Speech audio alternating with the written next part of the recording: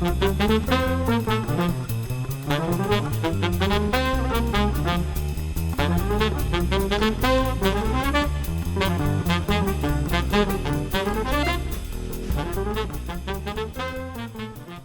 to the Business Brains and the Bottom Line podcast. My name is Paul Delegro, your host. My guest today is Greg Bennett, Senior Security Solutions Engineer with Cynet. Welcome to the show, Grego.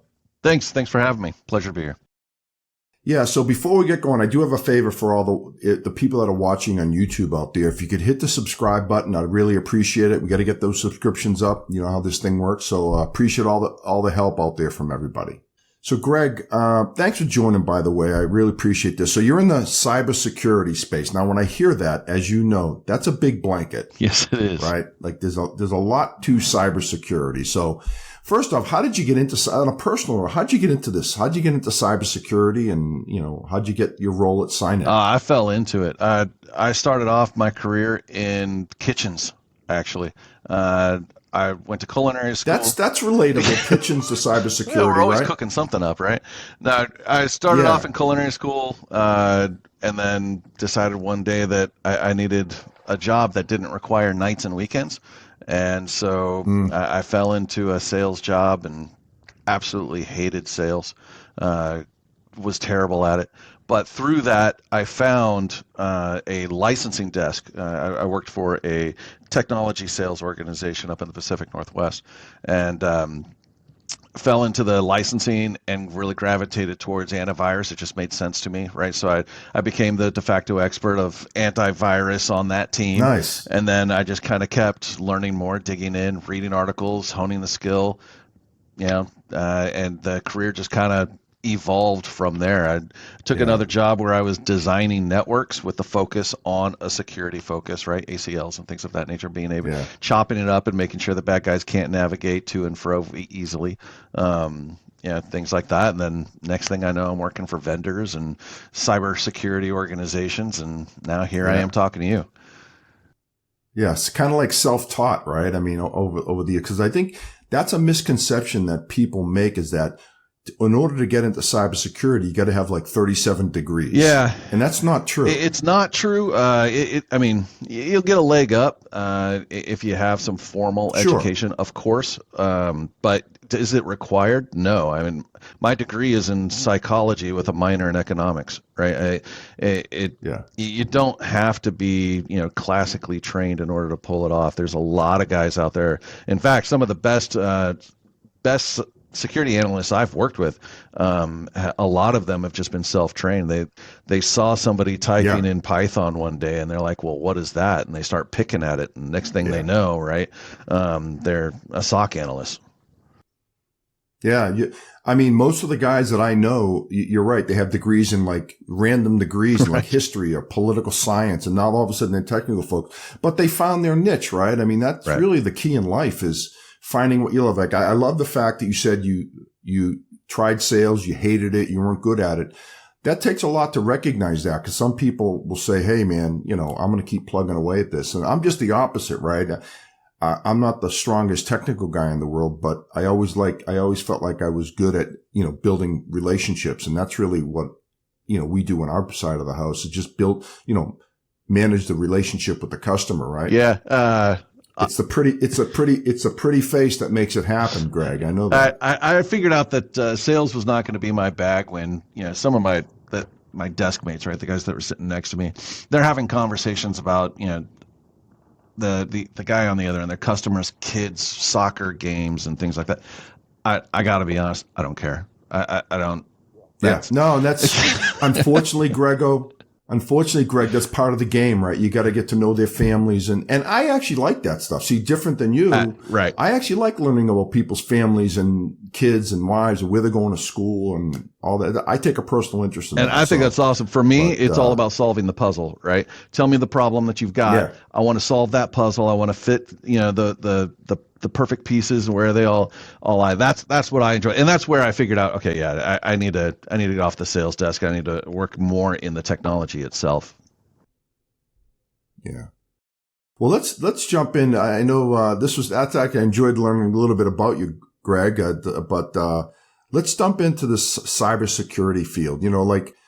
again, cybersecurity is such a wide blanket. Yeah. Like when you meet with customers, how do you architect a cybersecurity solution? Like, where do you start? I mean, I kind of know some of the answer to this, but in your opinion, and then we can get into what Cynet does a little bit later, but generally speaking, how do you do that? It's all about finding the pains first, right? Yeah. What is it that keeps them up at night? And it's about the prioritization. Okay. You're not going to find when I'm architecting a solution, when I'm thinking about it in those frame of mind, you're not going to find the product that is going to fix all the woes, right? There is no such thing. If I can find such a thing, they'll have my resume by the end of the day. There's lots of different pieces, and there's going to be lots of different pieces that are more important than others, right? Having something that's going to sit on the host and it's going to identify files and it's going to be able to give you that detection and that response is very important, as opposed to having a biometric reader that will give you access to certain file folders, right, or infrastructure pieces. I probably would not do biometric first, right? But if that is something that is of important in maybe your DoD or healthcare or something of that nature, and you need that level of security, it's going to be on the roadmap. It's just a matter of where is that going to be placed, right? It's kind of it's like with anything. It's a worn out adage, but you got your castle walls. You got to put up your castle walls in order to keep the king safe, right? And of course, the king is the data in this point. So you put up your castle walls, and then you've got to fortify the outside and put in a moat. But do you put a moat first? No, you put up the castle, right? Things of that nature. So you really have to think that through. And then there's always the budget constraints. Not everyone can afford the Rockstar firewall. So, okay, let's piece that together and work within the budget and, architect and prioritize the entire solution start to finish. Yeah. So you mentioned something earlier that, we hear from our, a lot from our customers is, well, I'd like one solution to do it all, but that's just not feasible, right? Normally you have 2 to 3 solutions that are layered on top of each other so that if one misses something, another one catches it.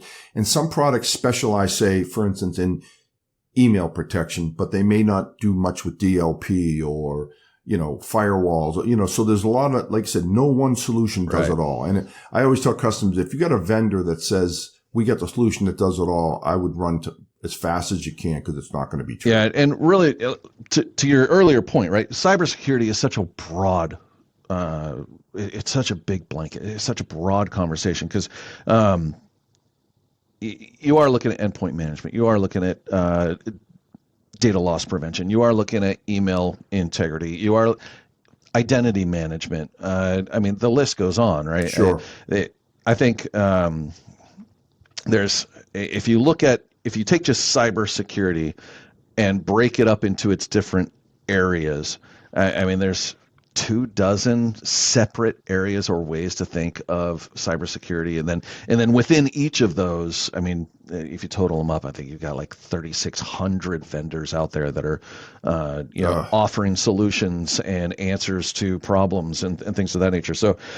And then it comes, it's a crowded space. Oh man, it's a crowded space for sure. It really is. There's vendors all over the place. We're on the the consulting side, so we kind of have a view of most of them are the higher level ones. But even for us, it's like, you jump on a conference call with these vendors, and it sounds like they've got the greatest things in sliced bread, but can they really do it? Right. Right. Absolutely, proof of the pudding. Right. That's part of the problem. Yeah. So, you're not going to talk to a vendor that says, well, I guess we're kind of okay, right? Every vendor that you talk to is going to say that they're the best thing since sliced bread. They're the number one in the area. They've got the lightest footprint with the greatest effectiveness or whatever the terminology is going to be for that space. Yeah. So it's a matter of getting in and actually asking the right questions and trying it. putting it in, Yeah. let it run in your Do a environment. POC or something. Exactly. See what it's going to do. See if it's going to hiccup, because you might have, one of your customers may have proprietary software that, one of their engineers 20 years ago wrote, right? Problem is 15 years ago, he retired and nobody's touched it since. So you need to make sure that it's going to work in that environment, right? Yeah.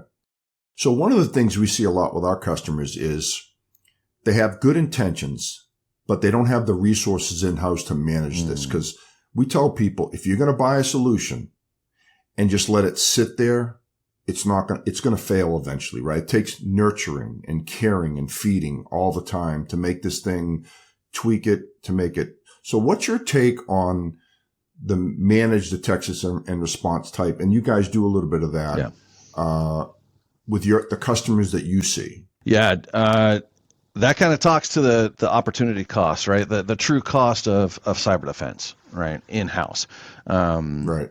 And that's because you've got some customers that are going to have an unlimited budget, right? And they have 5 people that are specifically focused on cybersecurity, and their 8 to 5 job is to look at logs all day long. Yeah. And then you've got others that the mom and pop shop, like to your point, where they just want to put it in, and then they don't realize that they have to care and feed, at least to some extent. Now, there's going to be a continuum of products on how much care and feeding is needed on that, right? But when it comes to the managed side, having someone, one of the things that I like about our particular line of product, we have the safety net, right? We've got a SOC that is responsive and can see high and critical severity alerts that are happening on an endpoint. So if you do have that mom and pop shop, right, you've at least got somebody who is going to ping you, maybe pick up the phone if it's a crypto event or something critical, right? And they're going to phrase your alarm, right? They're going to say, hey, I know that you haven't logged in the last 6 months, but things are going awry, and we need to address them, right? So having somebody there to watch your back is definitely important. If you're not going to spend the time to do it yourself, right? Right. So it's funny is it's not a problem until it's a problem, right? That's kind of what we see. Right. We have an MSP, prescriptive data solutions. We have an MSP offering, and it's doing very well because there's a bigger and bigger need for that. But again, when you talk to customers, again, it's all budget, right? Geez, I really can't afford that, But then again, when they get hit with something, then the phone rings and they want to react, which is fine, But what are you seeing out there? Are you seeing it similar? Or? It's similar, and that's a hard conversation, right? I love this industry. Because it really speaks to my nature, right? I love the protection. I love the looking out for aspect of cyber defense.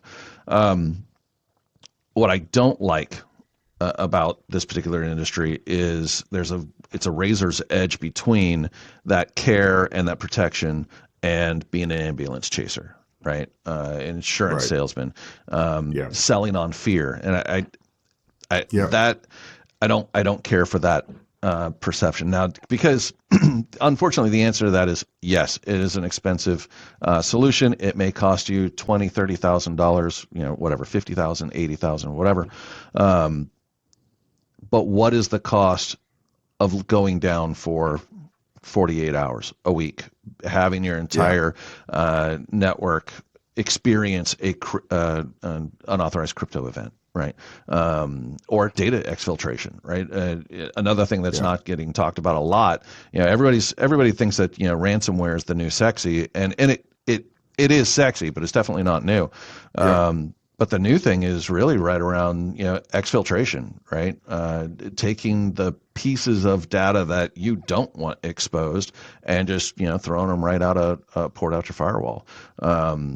Things like that. What is the cost of that? What is the cost of your reputation? What is the cost of doing business? What is your downtime, right?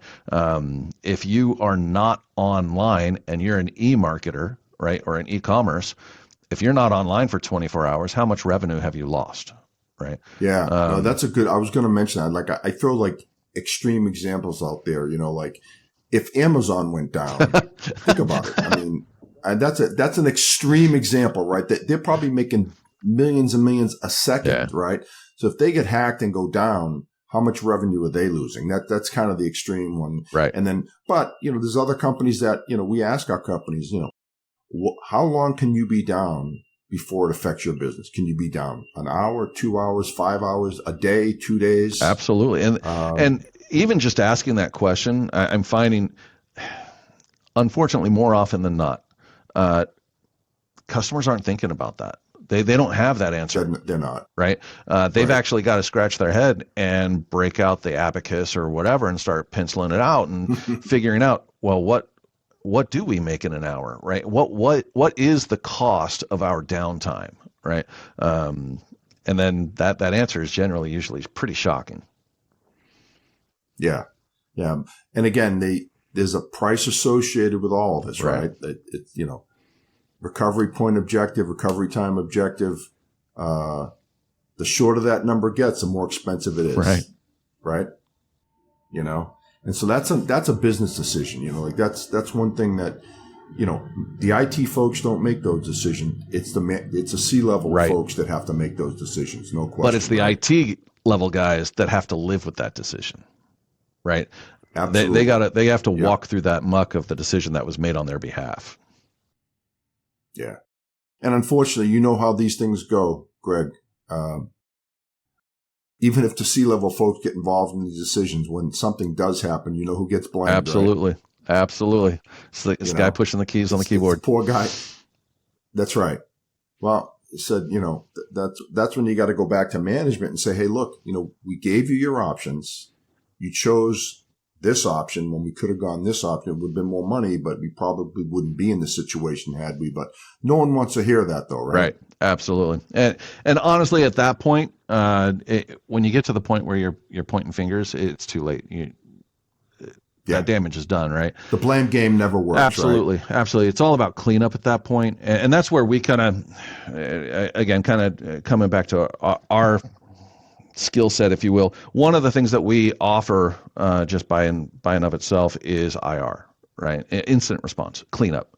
Getting in, identifying, what happened, when it happened, how it happened, what holes were discovered and closed, things of that nature, right? Sure. Processes that were taken by the adversary to gain entry, and then what's been done to close those gaps.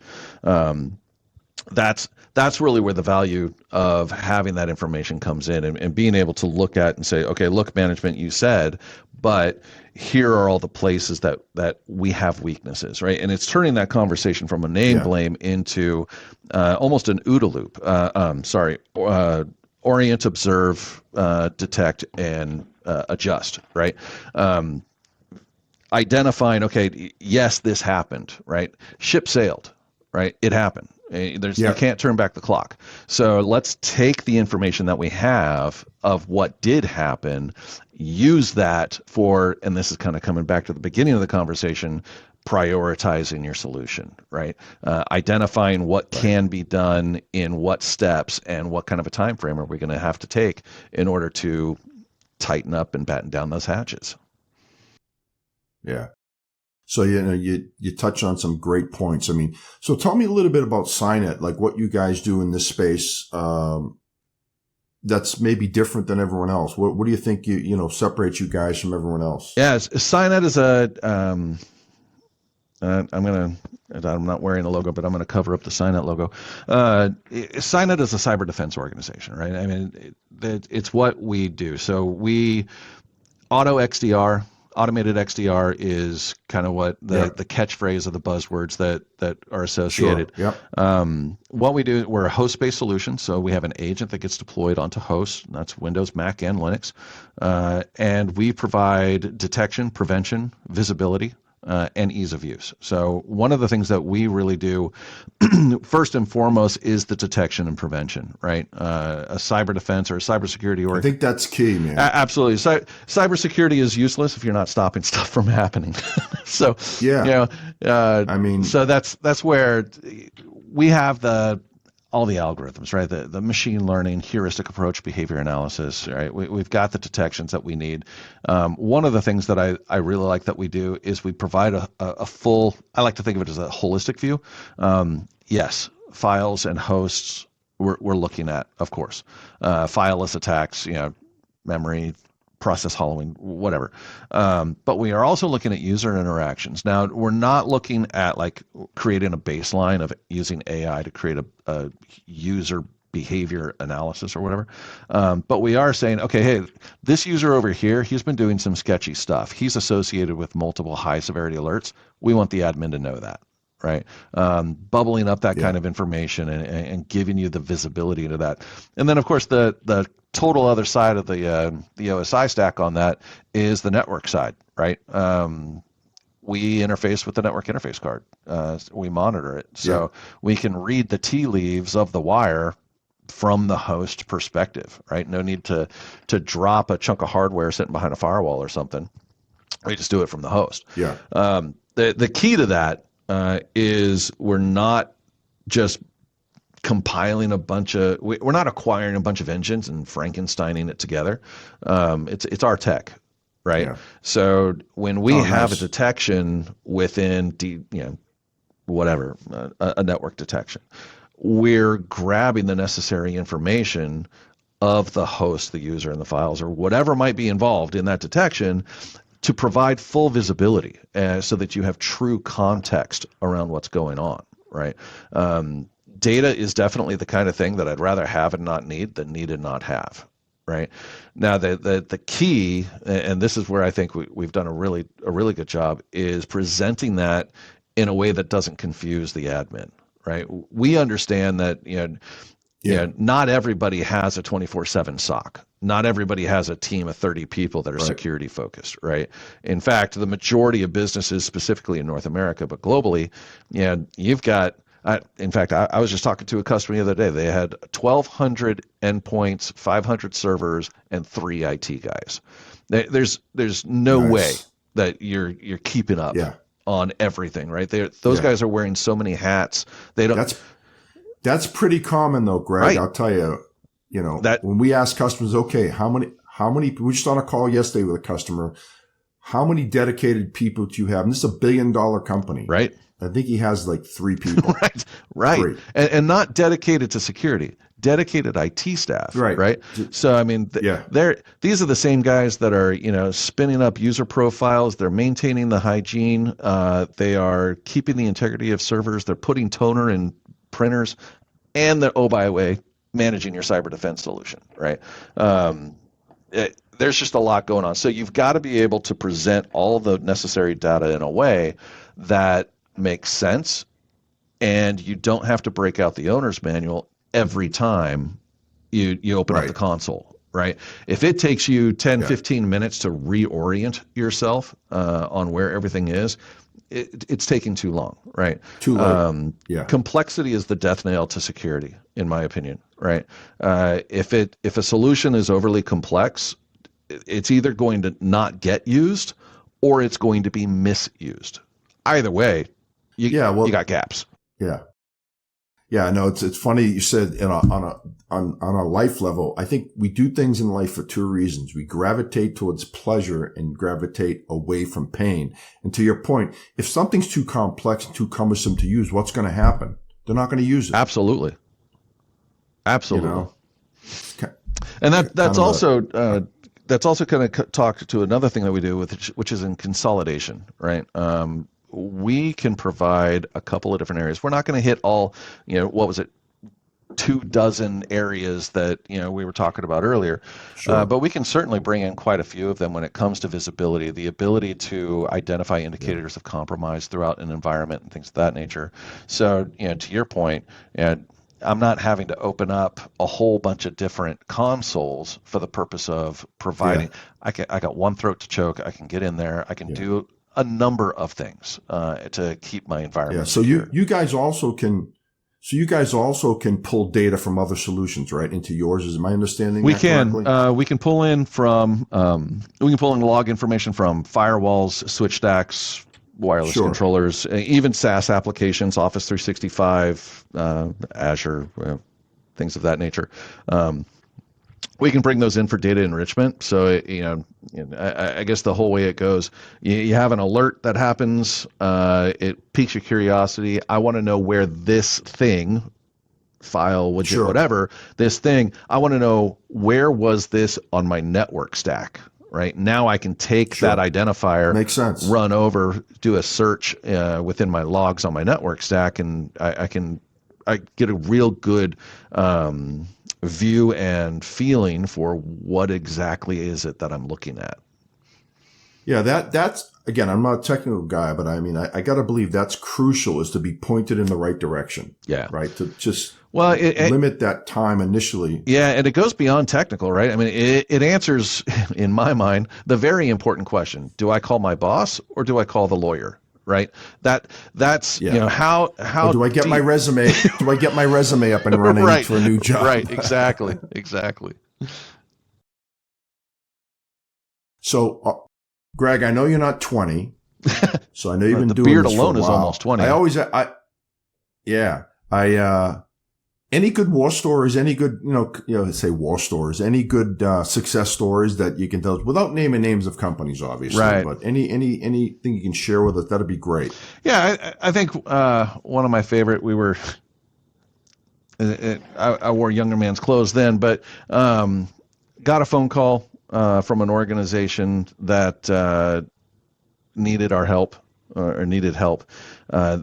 Someone had been in their environment, and the proverbial hit the fan, right? Their reaction was to basically pull the plug on everything. Now, this was a small municipality out in rural sticks, and so they had a single line, fiber line, that went to the next major city that provided the entire town with their internet. Right. So that's the plug that they pulled. So library was down. Oh, wow. Cops were down. Hospitals, nothing. Right.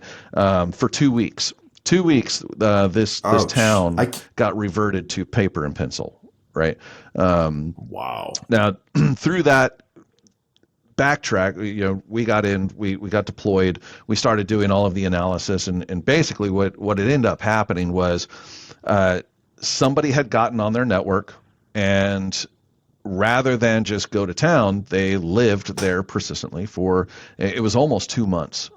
It was right at 8 weeks that they were in there poking around, dropping packets, trying to see what they could do, where they could go. And they were everywhere. They were in the police department. They were in the fire department. They were in the library. They were in the city hall. Wow.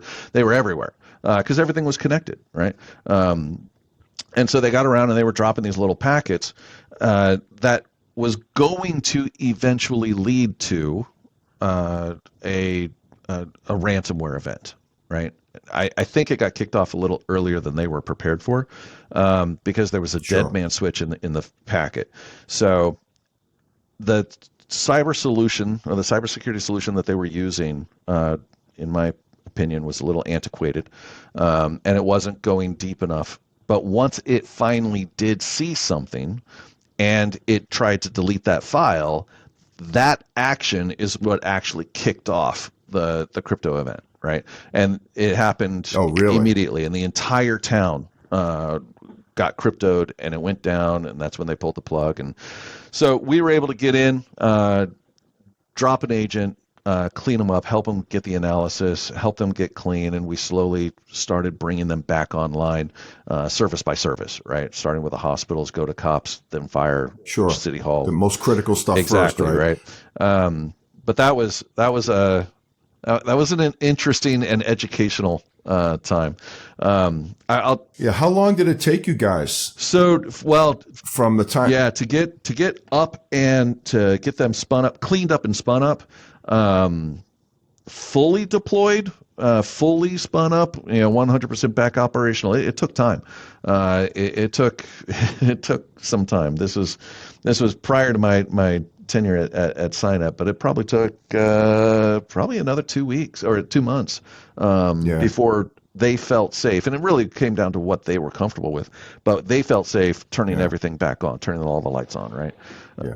So did it cost them, outside of paying for the services to get up and running, did they have to pay any ransomware or any other? So they did not. They made the choice not to, mainly because they were a municipality in the United States. And this was back in the days of, well, I mean, I guess it's still happening, but back in the days of, if you pay ransom, then you could be brought up on charges by the FBI, because a lot of ransomware organizations are funding terrorist organizations. Therefore, if you pay the ransom, you are by proxy funding terrorist organizations, right? And so the FBI put that thing out. Got it. So they did not. We just got them cleaned up. Nice. There's another story where an organization that I was kind of working with, they did end up having to pay. And there's a moral in here. There's a lesson in here, which is why I want to tell this story. I was working with a school system, and they had our solution for, I don't know, 5 years, forever, right? And they just continued to renew their license, and everything was moving about fine. And but I was looking at their solution and what they had purchased, and they had purchased. They were continuing to renew just the same thing over and over again without any kind of development, and this space moves very quickly. So I spent 3 years knocking on their door, trying to get them to take a meeting with me so that I could show them the latest advancements in cyber defense. What can we do? How can we help? Sure. And they ignored me for 3 years. They did not take my meeting for 3 years. They just sat there. Wow. Then they got hit. They got cryptoed, all of their school systems, everything. They had a nice blue screen with an interesting worded message, basically. Nice message on it. It was a nice message. And then they came to us saying, "How could this have happened? I thought you were protecting us." And so we got in, we looked at their console, and they had an on-prem solution rather than a hosted, but we got on, looked at it. No one had even logged into the on-prem console for 4 years. So you talk about your caring and feeding, right? Here is a school system that has thousands of students, right? Hundreds of staff in the entire district, and they neglected. I'll use that word. They neglected their solution. They did not care. They did not feed, and they paid the price. They paid the price. Nice.